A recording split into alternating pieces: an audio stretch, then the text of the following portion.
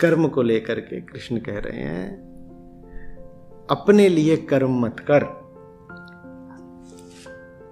अपने लिए मत कर, अपनी कामनाओं के लिए मत कर।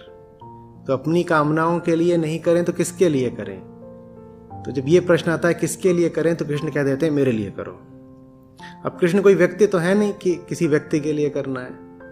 कृष्ण के लिए कर्म करने का मतलब यही है बस कि अपने स्वार्थ, अपने संकीर्ण लाभ के लिए काम नहीं करना है।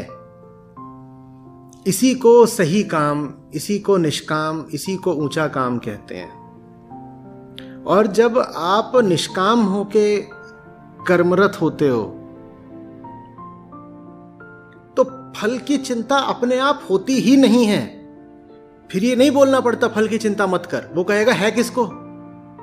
आप उसको कह रहे हो फल की चिंता मत कर, बोल रहे हो चिंता वो ना करे जिसको चिंता होती हो, हमें कोई चिंता है ही नहीं।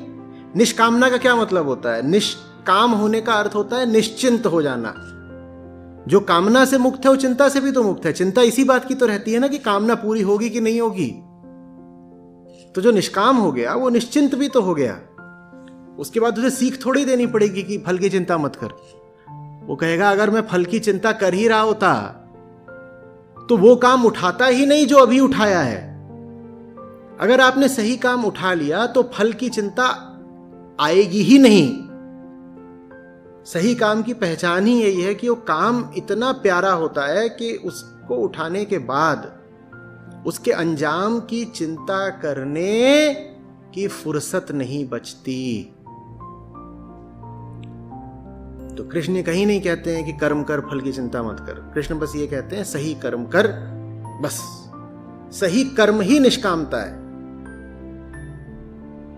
और सही काम करने का एक पुरस्कार ये मिलता है कि परिणाम की, अंजाम की, भविष्य की चिंता से मुक्त हो जाते हो। वास्तव में आपने सही काम उठाया है या नहीं, ये आप इसी बात से जांच सकते हो कि आपको भविष्य कितना याद आ रहा है। आप बार बार कितनी गणना कर रहे हो कि इस काम से मुझे मिलेगा क्या। अगर आपको बार बार ये सोचना पड़ रहा है कि इस काम से मुझे क्या मिलेगा, तो आपने काम गलत उठाया है।